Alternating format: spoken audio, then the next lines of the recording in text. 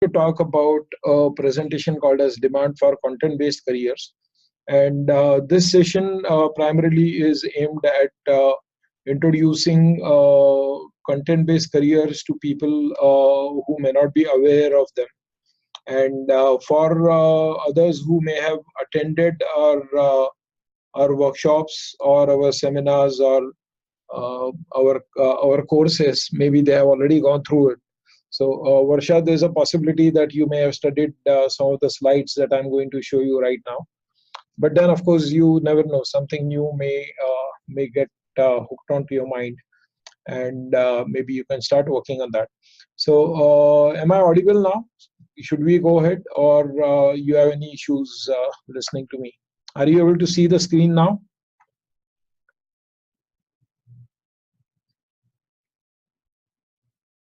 Okay. Are you able to see the screen? I'm showing the slide of my presentation.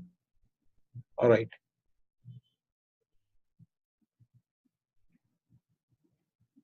All right. So thanks, Kritika, for replying. And Varsha and Amrita, you may want to know that Kritika is joining us through a mobile interface. And so I was a little bit concerned about how much she'll be able to hear and see on her mobile because she's not on a computer. So Amrita, you are saying you are trying to speak, but you're not audible. So let me see.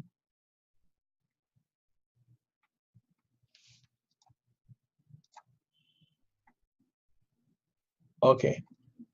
No, I don't see a control from my side to enable you to speak. So maybe you just have to try to turn on your audio settings on your PC, or then maybe you can just type and I can respond to your questions as and when it's possible and when it's required. So going ahead with the session in the meantime. So demand for content-based careers. So as you know, Technorites conducts a lot of workshops, a lot of courses related to technical and content writing.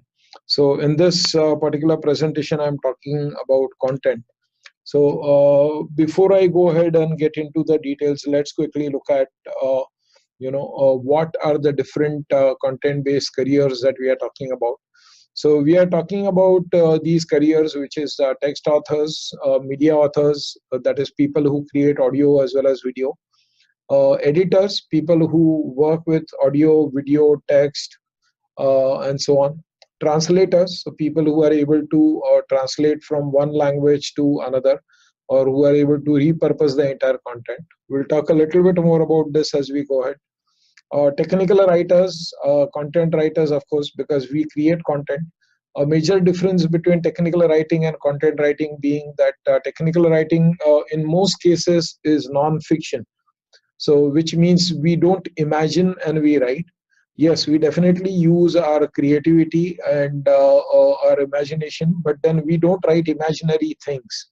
So we actually work with a product, we actually work with a process, and then we describe that product or that process. Instructional designers, people who develop content from the perspective of training and not just the perspective of disseminating information. Or then even people who are in the training business, so trainers, analysts, these are domain experts who try to analyze what's happening in the market, and then based on that they may write some new content, maybe new ways of looking at the information which is available and so on. Critics, so people who can look at what others have published, and then maybe when I say criticize, I don't mean it in a negative way. So they can bring out the strong points as well as throw some light on the weak points of that content. And of course, journalists, people who touch lives of all of us. So whether we do work with technical writers or content writers is a different thing, but the newspaper, I think, is a part of everybody's day. So either morning, afternoon, evening. So if not the paper, then maybe through the mobile-based newspaper content. So we'll talk a little bit about all this as we go ahead. So what is content primarily? So what is the definition of content? So content is, so I've tried to pick this up from dictionary.com. I like the second definition here. So something that is to be expressed through some medium, and the medium could be speech, writing, or maybe any other art form. So maybe I can express content through a picture, I can express it through a sculpture, I can express it through a poem, and so on. But then what's very important to note here is content is something that appeals. So it appeals to a human mind. And I think that's where there is the biggest differentiator that we have. So if we talk about content paradigm, so there are a lot of words which we use, and at times we actually use them interchangeably, not realizing that there could be subtle differences in them. So we talk about content, we talk about information, we talk about data, we talk about knowledge, we talk about education, and many other things. So I'll probably start with data. So data is information which is processed by a computer, or information which is collected and may be stored in a systematic format, or it may just be unstructured. So I may have structured or unstructured data. And then information is when you are able to do something with that data and then get out something more meaningful, maybe establish some relationships, maybe say that, oh, this table indicates the Pythagoras theorem, or say that this table fulfills the typical conditions required by quantum physics. So something like that. So you are going beyond data. When we are talking about knowledge, so we are talking about knowing something. And a number of times this word has been used conventionally to indicate that somebody is an expert. So we a number of times we say that, oh, he has a lot of knowledge. Now, if you go by the theory of the various theories used in instructional design, then knowledge is supposed to be the first layer. So it merely means that you know something. So I know so and so thing has happened. Now that doesn't mean I'll be able to analyze it. It doesn't mean based on that I'll be able to predict something that will happen or will not happen in future, and so on. Ultimately, when something is delivered to a human, that has to appeal to the human being. So content is, I'll probably say, information with emotion, or information with empathy. So unless content is created, unless it is delivered to a human being, it's not really content. So if I really let's say prepare a newsletter or a magazine, and I put it in a Word file, or I publish it on a WordPress blog, it doesn't really mean anything unless a human being reads it, because the data doesn't appeal to the computer the way the content appeals to the human being. And education ultimately is the highest level, where based on what I know, I can take some decisions, I can take some actions, I do or not do some things. So that is probably the highest level, which is education. Now, all of us agree that, and I see a few more attendees have joined us. So Preeti, Sangeeta, Vivek, welcome to the session. Since I've already started with the slides, let us go ahead, and we'll circle back to this point if you have got any questions at a later point. So I'm talking about internet. So I'm just saying that internet has exploded the reach of media. So what earlier was only available through the net, which again was restricted to a few people. And I remember this incident, back in 1995 or 96, where internet was not available to the public in India. So it was, I think in Pune, it was only available at the University of Pune. It was only available with CDAC, maybe NCL, and few other research establishments, but it was not available to everybody. Now, unlike that, today internet is available to everybody, even to a school kid. And then kids actually carry internet in their pocket, and so do we. So new sites and pages are being launched every day, and the number of devices is ever increasing. Now, when I say devices, I'm not really talking about only computers. So because internet today can also be accessed through mobile. And once again, to touch back to the point, Kritika, who has joined us today, is accessing this content delivery through her mobile. And I really hope that she gets a good experience of this particular session. Uh, Point being, these devices are now taking our content to the corners of the world which it has never reached. Now, as a result, content will be in demand. Anybody who has a device is going to need a content. Now, I remember the days when we used to work with what was called as a feature phone. I would, probably charge my phone, and that phone will work for maybe 2 or 3 days, 4 days at times without charging. But then the phone did only few limited number of things. So we could only receive calls, we could only make calls, we could only send SMS. And I think after that, if I'm not wrong, Nokia came up with the operating system for a mobile phone called as Symbian. And Technorite's team had written application, documentation for an application called as Mini Browser. So the Symbian operating system of Nokia had a utility called as Mini Browser. And they said, well, this is going to revolutionize the world and whatnot. And I remember that we had discussed at that time saying that, well, it's just a browser. I mean, what can it do? And I couldn't have been, more wrong than the comment that I have made at that time. The chapter that we wrote about that browser later on got translated to more than 130 languages in the world. And then that was the first time a user guide was written for any mobile-based browser. And later on, it just exploded. So we know that Microsoft came up with Windows operating system for mobile. And then, of course, Apple was working on iOS. Then the biggest player, of course, I think is Google, who came up with Android. And if you are catching up with that data, I'm sure you know that in the world today, if you look at it, the number of Android devices have exceeded the number of human beings on this planet. So human beings as in us. So, and it's not rare that we are actually using more than one device per person. So I'm using a phone, I'm using 2 laptops, then of course I'm using so many other gadgets. So point is, wherever these devices are going to go, they are going to carry content.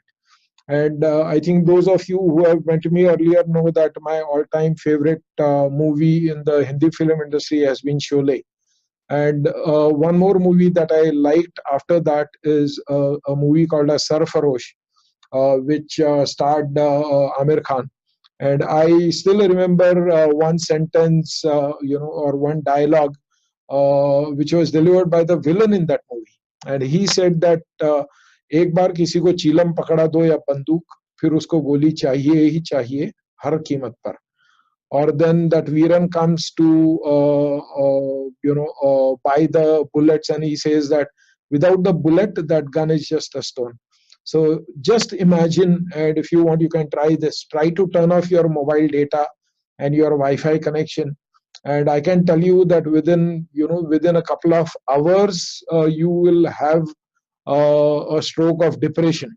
And within first hour you'll be frustrated. After within 3 hours you will be heavily depressed, and after maybe 6 hours or so you'll seriously think there's something missing in your life. So content has become such an integral part of our life that we cannot live without it today. So without content, our life will go nowhere today.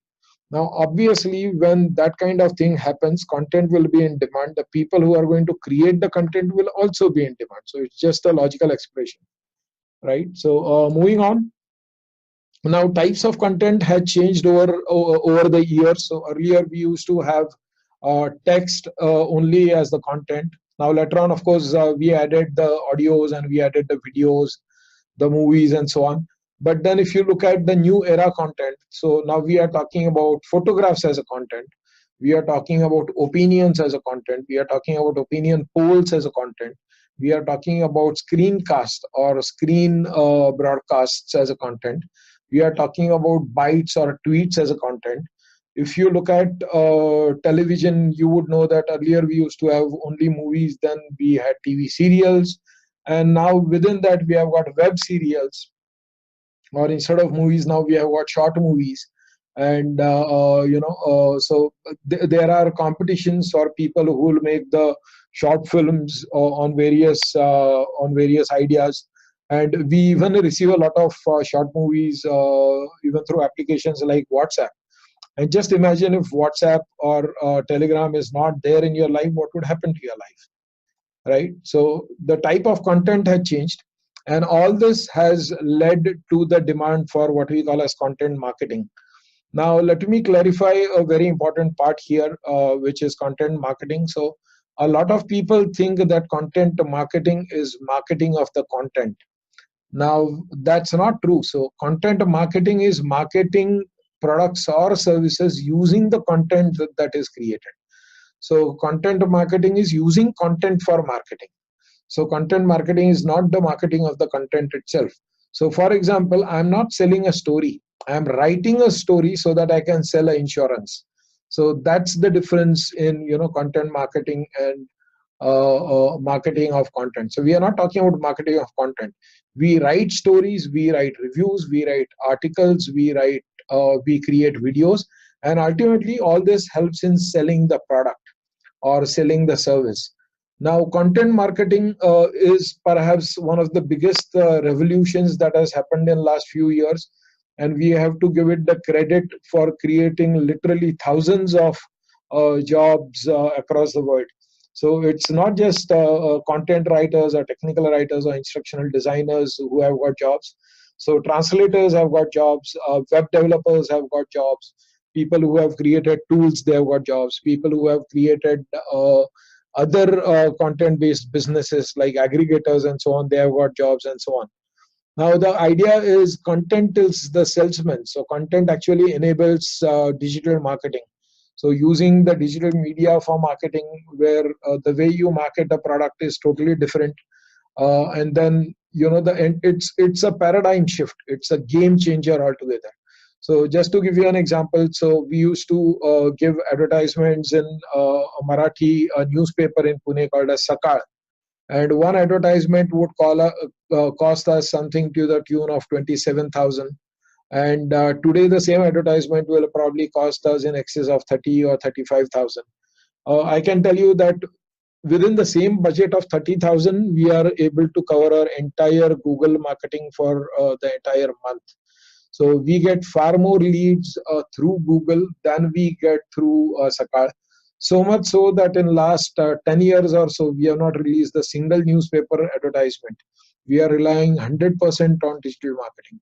So of course, there are other things like networking, other things like delivering sessions in colleges and universities and so on. So I keep on doing that, no doubt about it. And it all comes down, as one solution, one integrated approach. The point that I'm making is digital marketing is revolutionizing the way business is being done worldwide. So in what form are we delivering content? Well, all forms. So we are giving stories, we are writing paragraphs, we are creating comparison tables, we are writing articles about events that may have happened, we are writing blogs, we are writing tweets, we are publishing academic papers like white papers, research papers, and so on. We are writing expert opinions. So a lot of content is coming out there. And I still remember one of the exercises that we did in one of the batches. So where I had, and this is really a good exercise. If you want to do something creative, maybe you can try this exercise on your own. So I had given this exercise to all the participants of that particular batch, saying that imagine that you are a cartoon. So pick your character, right? So I may say that, okay, I'm Mickey Mouse or I'm Donald Duck, or one of you can say that, okay, you're Cinderella or you're Rapunzel, or pick your pick. Maybe you are Noddy, maybe you are somebody else. So take your character, and then just imagine what happens in one day of that character, and try to write that as a story. That, okay, once you get up in the morning, how does your day start? and how do things happen. So if I'm Mickey Mouse, then obviously the things that will happen in my life are going to be different. If I'm a Rapunzel, then I'll probably get up thinking about what I'm going to do with my hair, untangle them, and whatever. If I'm some other character, if I'm Donald Duck, again my life is altogether different, right? So that's a good exercise we have done, and if one of you wants it, you can definitely try this. Try to write this in less than maybe 300 words, but see how well you are able to imagine things, how vividly you are able to see things from the perspective of that character. Another experiment that we had done in the batch is we had asked everybody to write a story, and the whole idea was that the story should sell insurance, but then the story should not mention the word insurance anywhere. So that was kind of a challenge that we had given to them. And I remember two groups had done a remarkable job. One of them had written a story of a get together of college students. So everybody is sort of excited that they are going to meet after, let's say, about 12 years or 15 years, and then most of them are married, and then they all decide to meet in one particular place, and then have dinner together. And then one by one their families start reaching that hotel, and by 8 o'clock they are wondering why is the sixth person not come. And that's when they receive a call from his wife saying that there was an accident, and they all rush to the hospital. Then they start talking to the doctor, and he tells them they have to deposit a money because there is an emergency operation to be done, and so on. And then they all go through a mess of creating money, going to ATMs and so on. So they had written the story very nicely, and then ended the story only with just one thought. Okay, what would have happened to my family if that accident would have happened to me? And that's it. They ended the story there. Similarly, another story was written about a grandmother whose children are not listening to her, but then she is really, really in love with her daughter, her granddaughter. And then how would she ensure that her property will reach her granddaughter? And the way the story was created was that it should sell, number one, a property insurance. Number two, maybe a legal counsel where people can call a lawyer and make a will, right? So something like that. So what I'm trying to say here is the way of selling content has changed. If you go to Amazon, you'll probably see that there'll be one paragraph description, and then there'll be a table where you can compare two products.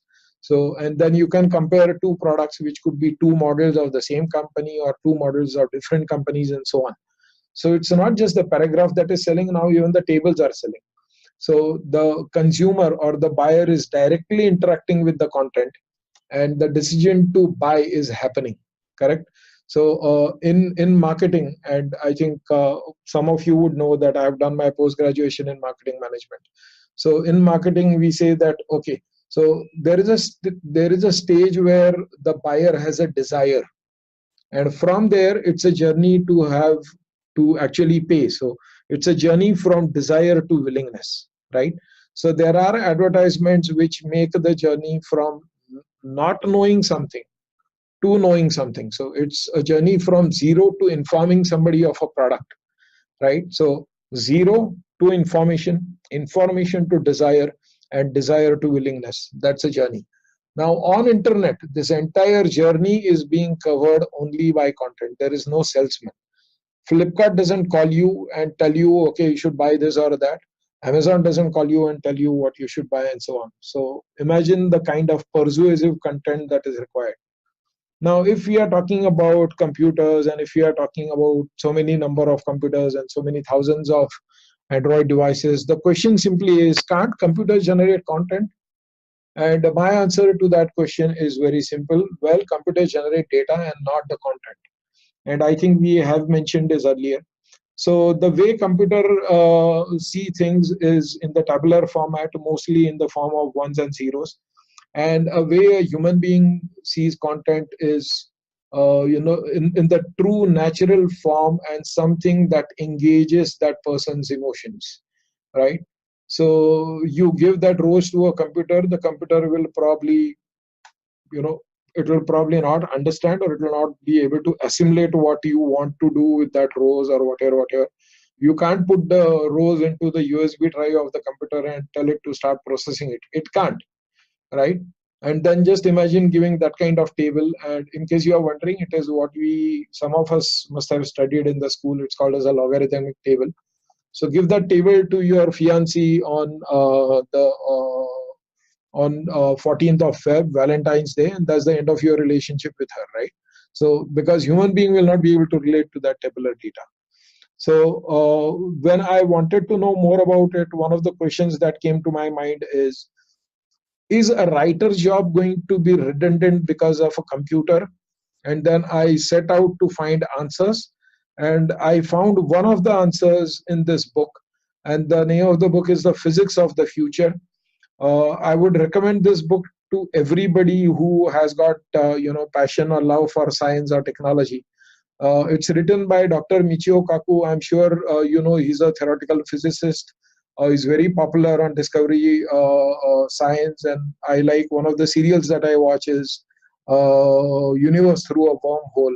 And he talks a lot about things like quantum physics and what is called as the concept of a multiverse.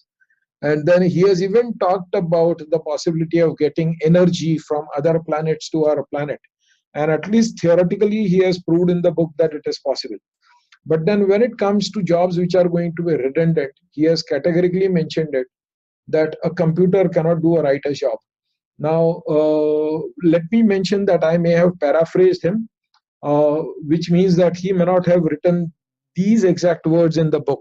But this is what I understood after reading what he has written, that a writer's job cannot be done by a computer. Computer can process content, but because it lacks emotion, it cannot process content. I beg your pardon. Computer processes data, but not the content, because it lacks emotion that are required to process that content, right? Human beings see information differently. So content appeals and data doesn't. So the reader relates to the content through experience, culture, and emotions. In case you are wondering who that person there on the slide is, so that's my photograph. So that's yours truly, Makram Pandit. I must mention that this is an old photograph and I'm quite young now. So anyway, so I don't look like this anymore. But then it's still one of my very popular photographs. That's why you see it here. So another photograph. So government of the people, by the people, for the people shall not perish from the earth. And so said Abraham Lincoln.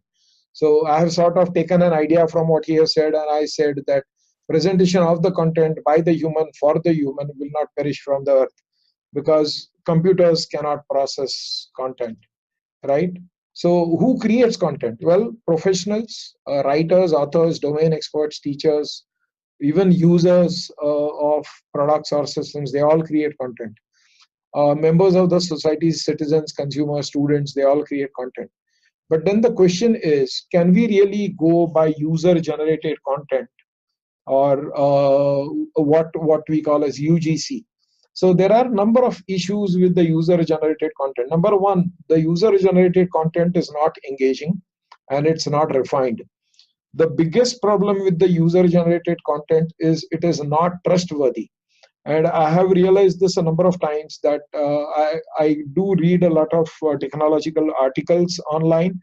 And I have seen people saying things like, oh, you cannot do so-and-so thing with so-and-so software, or you cannot do so-and-so thing with an iPad or Android phone, or so-and-so application. And then when I do the research more, I actually see that, well, it was quite possible, and it's one of the features that the company is relying on for selling that product. So I know that a lot of users are creating content without really going to the depth of their subject. Their knowledge is extremely shallow. As a result, the information that they generate or the content that they bring to you is not accurate at all. And in most cases, it's not trustworthy. User-generated content oftentimes has conflicting opinions. And I'm sure all of you would have witnessed this. You would have encountered this situation once in a while, which is, if you are reading a hotel review, somebody will say that, oh, this is the best hotel. We had terrific experience. I had gone there with my family, and I would recommend it anybody who's traveling with family to stay in that hotel.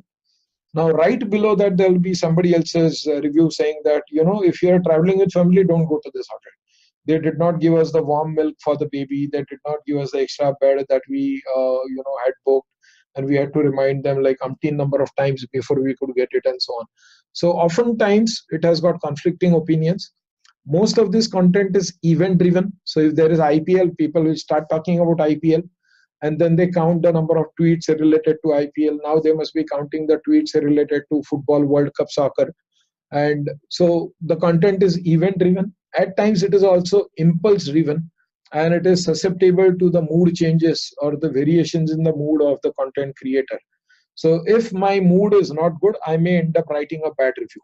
If my mood is good today, even for a shabby product, I may end up writing a good review. The content written by the users may not be certified. You cannot take it as the ultimate opinion. You cannot take a decision based on that. And in case you do not know, this is something I learned the hard way, is there is a lot of information there on a site called as Wikipedia, but then Wikipedia content cannot be used as a legal evidence. So you cannot go to the court of law and say that, oh, I found this information on Wikipedia and that's why I believed it, right? You cannot say that.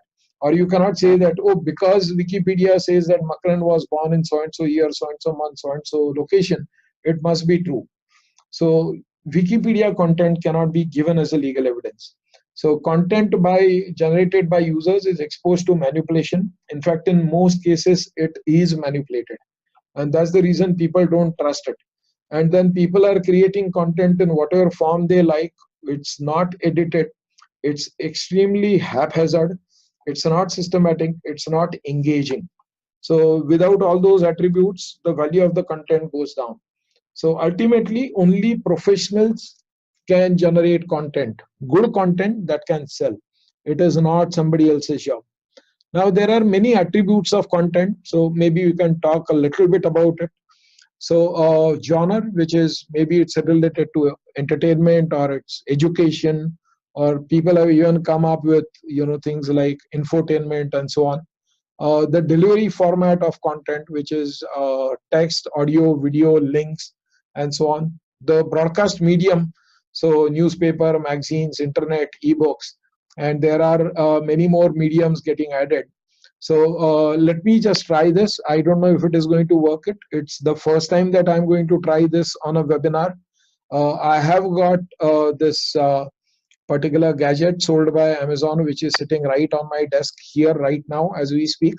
And I'm going to ask it a question. Alexa, are you there? No, I'm not there. I'm right here. And I hope you were able to hear that. So I'm asking questions, and never would one have imagined that this can be a medium for disseminating information. Alexa, what is the weather in Mumbai right now? Right now in Mumbai, Maharashtra, it's 31 degrees Celsius with partly cloudy skies. Tonight's forecast is cloudy with a low of 27 degrees. Alexa, please play Pyar Kiya To Darna Kya. Pyar Kiya To Darna Kya by Lata Mangeshkar.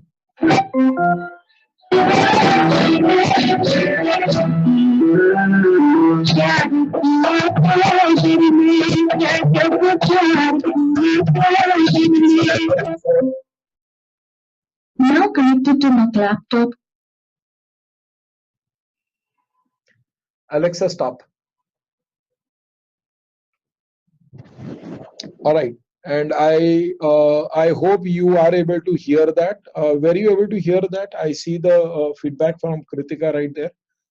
So the point I'm making here, Kritika, Varsha, and all is, this is now one of the formats for disseminating information. So earlier we used to talk about newspaper, magazines, internet, ebooks, and so on. And I always had this confusion that which magazine I'm going to buy. So whenever I used to go from Pune to Mumbai or vice versa, or let's say from Churchgate to whatever, Borivali, and I knew that, next 40 minutes or 3 hours, I'm going to have ample of time to read. Now, which magazine do I really buy? And my problem was not the magazine. My problem was the fact that from every magazine I used to write like 2-3 articles only. So other than those 6 or 7 pages, the rest of the magazine was of no use to me. So at times I ended up paying 60 rupees or 70 rupees just to read 2 articles, or even worse, just to read 1 article. Now today there is a service called as Maxter, and using Maxter I can read articles from over 100 magazines just by paying one subscription of about 1,200 rupees to Maxter per year. So once again, content same, delivery format or broadcast medium had changed. So content could be domain specific, generic content, specialized content. The consumption of content could be again in different formats. So I may have one-time consumption of content, or I may have continuous consumption of content, or the update frequency of the content may change. So for example, what is the share price of Reliance right now could be different than yesterday, and what it is going to be after 1 week would again be different. Or then the life of the content. So some content may have life in minutes, whereas some content may have life in centuries. So for example, the classic scholarly textures that we have, the spiritual textures like Bhagavad Gita or the Quran or the Bible, I don't think they are going to be obsolete ever, right? So they are just valid for thousands of years or maybe a millennia. So the life again is different. But then what do you really need if you want to work with content? So we are talking about very broad range of jobs here once again. So I'm just trying to point out the common skills in all these jobs. So good grasping power, of course, ability to learn. It's not possible that you are born with all the knowledge that you ever needed in your lifetime. So obviously you must have picked it up here and there at different points of time, maybe a school, maybe a college, maybe a job, maybe while you are traveling, maybe by just observing what people are doing and so on. So your observation skills, your capability to analyze what you have learned, your communication skills, again, this will be common across all the jobs that we talked about earlier: writer, technical writer, content writer, instructional designer. So your command over language, your capability to articulate your thoughts in systematic words without fumbling anywhere, your ability to write systematically from beginning to end of article, or maybe your ability to edit what you have already written to improve it and take it to the next level, or even edit what somebody else has written. So media conversion, if we are talking about text to audio and so on, the technology part, because no matter whether you are a computer graduate or not, but then computer has become a part of everybody's life today. So you will have to learn the tools, no matter whether you are going to create textual content or a web page or audio or video. And I also think that you need to have some amount of legal awareness. You know that the content that you are going to create can be interpreted to be plagiarized without you knowing that you are just exposing your content to that, or then you not registering your content earlier so that nobody else should copy from it and then publish that of his or her own, and so on. So some of the tools that you may need to work with, if you are creating textual content, you'll probably be working with computers. Now there are some really fantastic tools available even for mobile. Using mobile, you can there are a lot of apps which will allow you to just talk to your mobile, and the mobile picks up the words and types them for you. And then once that note is ready, you can mail it to yourself or maybe upload it or share it through other apps and so on. If you are going to use video, then you probably need to use a tool like a camera. Or if you are going to use audio as well, you'll probably need to work with recorders, mixer units, and so on and so forth. Let me mention here that, and I don't know how many of you are aware of this, that this, of course, is not a new presentation. You can see the date right there in the footer, which is 2015. So about 4.5 years back or 5 years back, I did my course in short film making. About 3 years back, I did my course in voiceover, and I did my course in sound editing and so on. So whatever I've mentioned here on these slides, I'm aware. I wouldn't say I'm an expert in those areas, but at least I am aware of those tools, those applications, and so on. internet surfing or searching, and there are various ways of doing that. Publishing information in one format or the other, choosing the right format again would be a skill, and then ultimately protecting the content that you have.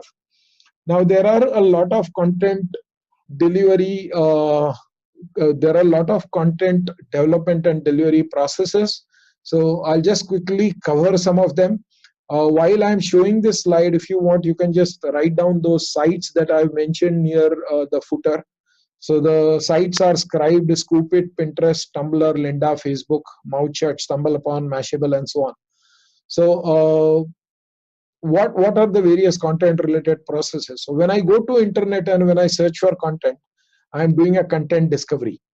It's very important to note here that all these terms that you read here, I have coined some of these terms, and you may not find these terms as it is on the internet, or you may find a different meaning of this term on the internet. So I have created these terms, I have coined these ideas, these terms myself, and hence some of them you may not be able to find on internet. So content discovery is where I go, where I search using a search engine, and then I find information that I want. The opposite to that is content pull. So I have created what is called as a Google alert. And thanks to the Google alert, whenever somebody talks about techno rights, I get a link saying that, oh, somebody has mentioned techno rights in his or her blog. Or whenever somebody writes about me, I get a message, oh, somebody has mentioned you as a tweet, and so on. So Twitter tells me that, oh, Mac, you know what, Varsha sent a tweet and she mentioned you in the tweet. So that is content pull. So where I am not going out and searching, but then I have created the setting, or I've used my technology in such a way that whatever is related to my area of interest, and my area of interest could also be me myself. So that information reaches me as and when it is published. Content conversion is converting from one format of the content to another, and this could again be in multiple ways. So I may just convert a format, so from text to audio or audio to video, or I may convert from text to text. So I may just look at a big book and write a short book. I'm not aware if any one of you does this, but I do this all the time. So I use sites which give me book summaries, and there are a lot of sites there, and maybe this is a point you should write down. So just go and search for book summaries or business book summaries, and I'll even tell you how effectively it works. So somebody recently told me that I should be reading a book called as Sapiens, so which is considered to be one of the classic books. And even people like Mark Zuckerberg and Barack Obama have praised that book a lot in public. I even read the interview of the author of the book, where he has mentioned that he comes to, and this is quite surprising, was surprising to me, that he comes to India. There is a place called as Igatpuri where he stays for almost 30 to 40 days. And those 40 days, he meditates for maybe 8 or 10 or 12 hours a day. And that gives him the connect. And the way he has written that book is just amazing. So as if he was present when all these things happened millions of years ago. That's the way he has described them. And he just said that, oh, meditation helps me to do that. The point that I'm making is, without reading the book, I'm able to discuss that book with you or somebody else. Very recently, I conducted an interview where the interviewee told me that she likes so-and-so author. And then I said, oh, so if you're talking about so-and-so author, I'm sure you're talking about so-and-so book. So she said, of course, I'm talking about that same book, and it's a great book, and so on. So I said, well, what do you think about the character named so-and-so? And she said, well, actually, I have not read that book. And I said, well, we are talking about the character of the protagonist, the main character in that book. And if you have not heard about that character, I bet you have not read the book. And then after the interview, she asked me, when do you get all the time to read that book? I said, well, actually, I have not read the complete book, but I did read a 5-page summary of the book. The point that I'm making is, now when a book is being written, at the same time, people are saying that, okay, for a 200-page book, I'm going to write a 5-page summary. And it's not just the book that sells, even the summary sells. And it's not even just the summary. So now you may even get an audio of that summary. And I do this all the time, that I go to those sites, I download that content, and then I download that audio, I put it on my pen drive. When I've got like 5 6 of those audios there, I listen to them while I'm traveling back to home, or while I'm traveling to office, or especially when I'm traveling to Pune, from Pune to Bangalore or Delhi. So I've got something like 3 4 hours to kill, and in those 3 hours I end up listening to, maybe about 2 or 3 book summaries without really taking text or bringing text in front of my eyes. So I'm able to hear about it, and it's just fantastic. So all this is content conversion or content repurposing. So you may have written for one particular purpose, and now you may change that purpose and write for something else, right? So a simple example that I would give you is Harry Potter. So the Harry Potter books were very famous, but now the movies are even more famous than the book. And unfortunately, I have not read a single book of Harry Potter. I have seen 2 movies, but I have not read a book. And the feedback that I generally get is, "Sir, you are losing out on the beauty of the book. The book is much better than the movie." The point that I'm making here is, yes, I have not read the book, but at least I know about Harry Potter, right? Or at least, that particular author. So J.K. Rowling is, at least I've heard about her, and she's making money because I've heard about her. Because whether I am a consumer of her book or not, I'm definitely a consumer of the movie based on Harry Potter. So the content is getting converted, it's getting repurposed in multiple languages, multiple formats, and it's reaching all the corners of the world. You may refine the content, and you may just convert from, I think I already mentioned about example of that. Now let me also mention here that whatever processes we are talking about here, each one of them may not happen separately, right? So maybe in the same content, you may have curation as well as localization, or you may have amalgamation as well as syndication, right? So content curation is, and this is what this is a hot topic in technical writing. We say that we use a lot of UGC, that is user generated content, and then we curate that content and publish it in better form. So we look at what users are talking about our product, we look at their blogs, we look at user communities, registered user communities of the product, the software applications. We look at what people are complaining about, and based on that, we actually change the user guide, or we change the help file, or we change the product blog, or we write more articles which emphasize on a particular use of a product, right? And so on. So content amalgamation is where different forms of content comes together, and it is delivered to you in a unified format. And an example that I would give is a number of newspaper applications which are available today. So you can straight away say that, okay, so I can read the news on the app, right? But then if I have a pair of headphone, I may even watch, I may even tap on that photograph, and that photograph will start rolling like a video, and I can see the news. Or then there could be a button to play just the audio. And there are a lot of formats now, and EPUB 3 is one of the very popular formats, where whatever text you write, the EPUB 3 reader has built-in functionality to read that text as audio. So we call it as TTS, text to speech. So the text to speech conversion is happening right there. So though you had delivered content as text, but then somebody else is now consuming it as audio. So delivering all those formats, audio, video, text, and so on, in a unified way is the content amalgamation.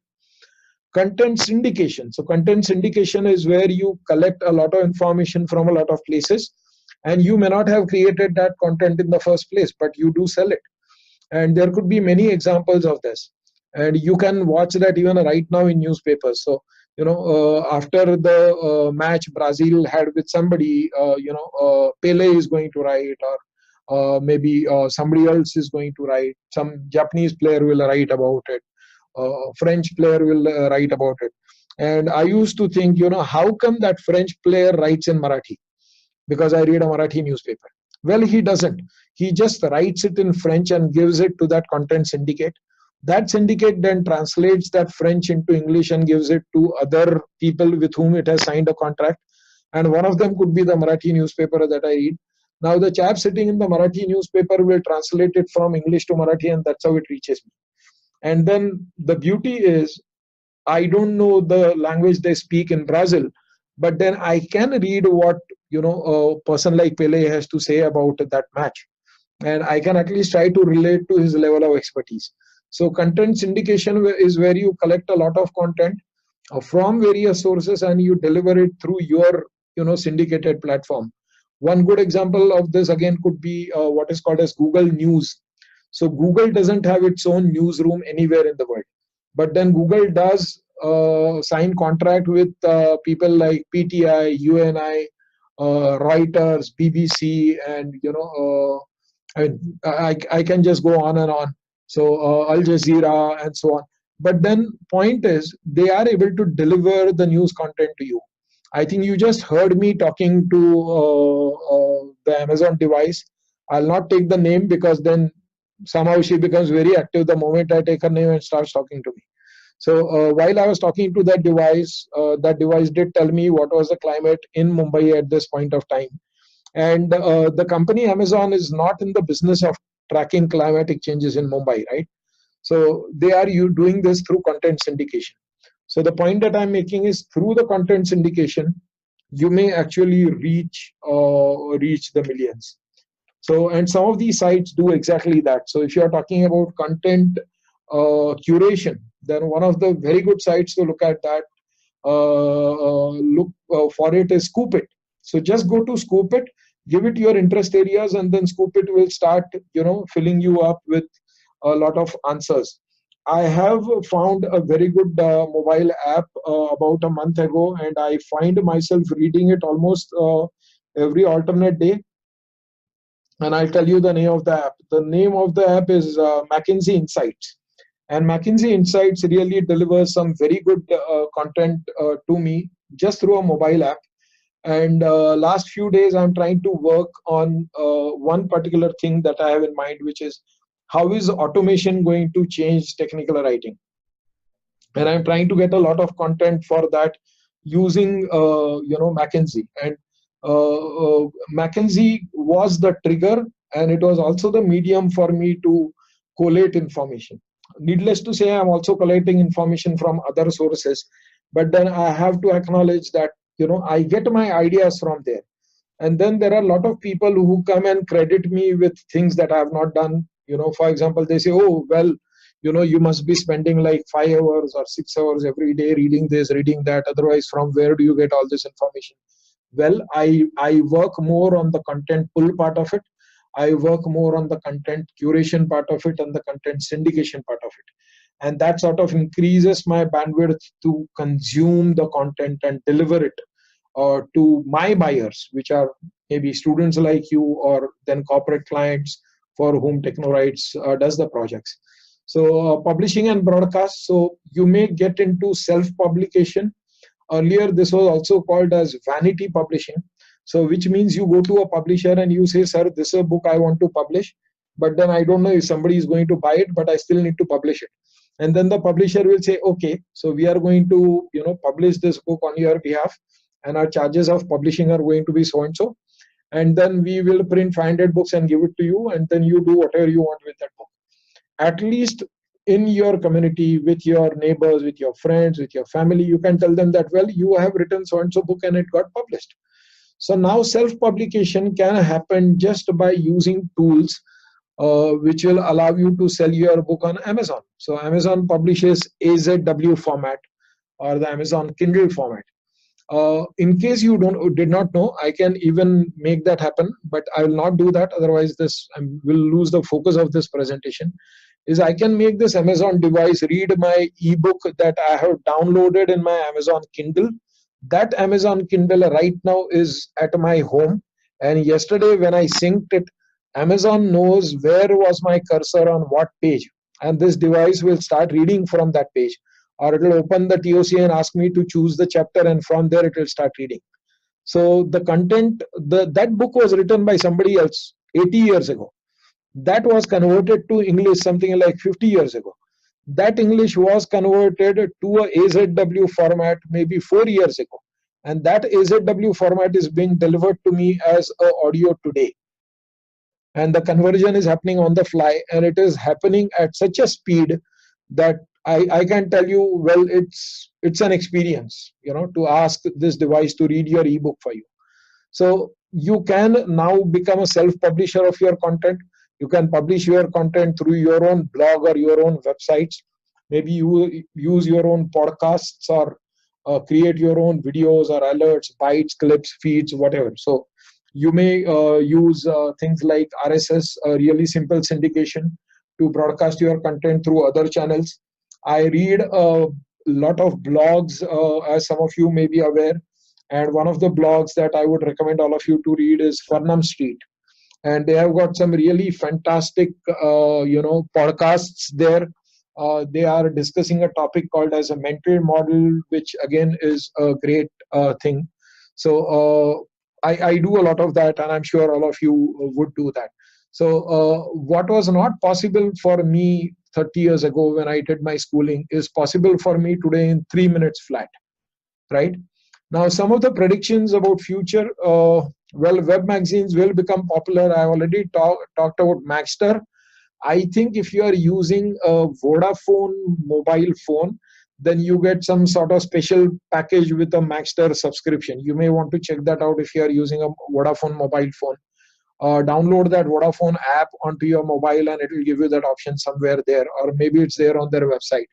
But then Maxter is definitely a great investment. I download articles on my iPad and I read them while I'm traveling. And the beauty of it is, Maxter even sort of repaginates that article when I start reading it. So I don't read it as if the iPod was photographing the book, but it actually repaginates the article based on the font that I've selected and based on the landscape or portrait orientation of my iPad and so on and so forth. So reading it is easy. Moreover, for most of the articles, it even tells me before I start reading the article that this article will be about 2 minutes read, or this article will about 4 minutes read. And then that sort of promotes me to read. So I say, oh, okay, fantastic. So I can read this and finish it in 3 minutes. Great. So that motivates me to read instead of reading something which is like 30 minutes and I may lose my interest halfway.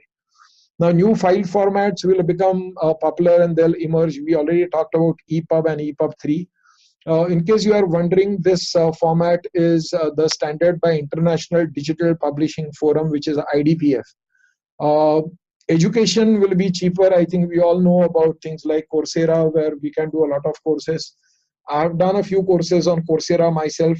I can tell you that if you are ready to work within certain arrangements with yourself, if you have got some level of self-discipline, if you have got your level of commitment, if you have got your own thumb rules, and you have clear-cut guideline that, oh, this is the maximum and this is the minimum number of hours that I'm going to give this course every week, you can still, and you can really find some fantastic courses on internet, including ours. And I think some of you, I see Varsha there.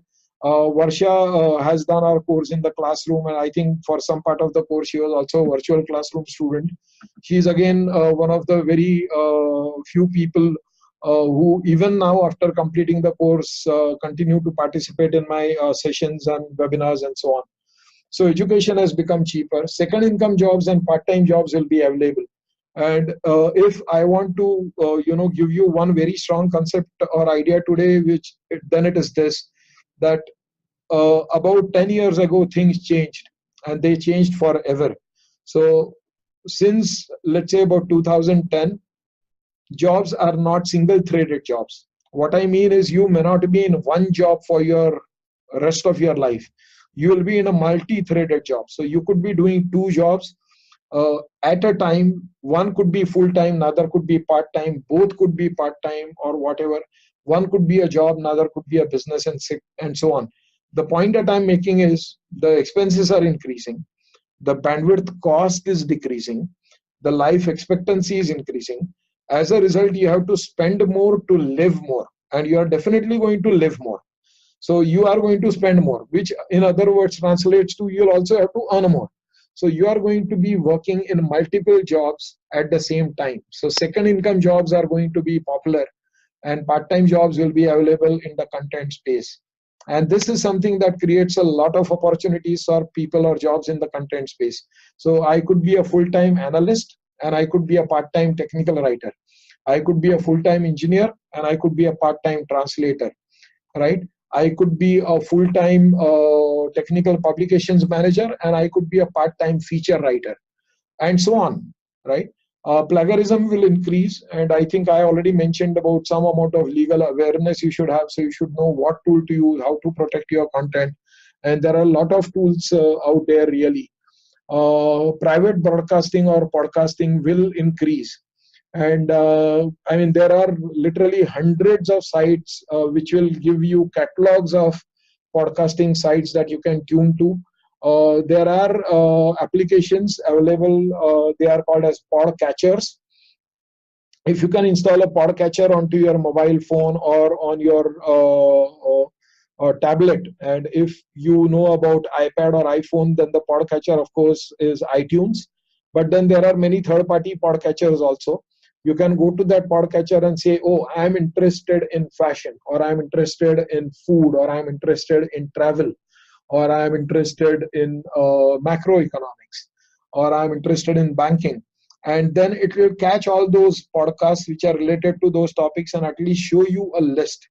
And if you give it the right kind of permissions, it may even download those podcasts onto your device whenever you are in a wireless zone, and then they are ready for you to listen. So all these trends are that I had mentioned some time ago. I think all of them have come true. And they had to come true, actually. They are not very difficult predictions. It was only common sense, and I'm sure even a school kid who had worked on internet space for a couple of years would have given the same prediction. So some of the references, and we are coming to the end of this session. I know we started about 10 minutes late, and I'll try to finish it on time. So Dr. Michio Kaku, I think I referred to his blog and his book. I've mentioned that dictionary.com is where I have taken my content definition from. Google, Twitter, and Wikipedia, of course, are my three sources, no matter what presentation I'm giving, what I'm talking about, irrespective of the subject. I do refer to a lot of content on these three resources. Well, to summarize, anyone who is connected will need content. And this is going to create millions of jobs. Make the most of the opportunity if you are in the content space. You may find this video also on my YouTube channel. I had delivered this video earlier, this session earlier, and the recording is already there on the YouTube TechnoRise channel. So just go to YouTube, search for TechnoRise channel, and you'll see about 50, 60 odd videos there. You will like some other videos also. But then, of course, I have to mention that some of the things that I've done today, that is, delivering this session in 60 minutes, or even getting Amazon Alexa involved in that, and so on. So these are things that I've done for the first time. So today's delivery would be unique in more ways than one. With that, I come to the end of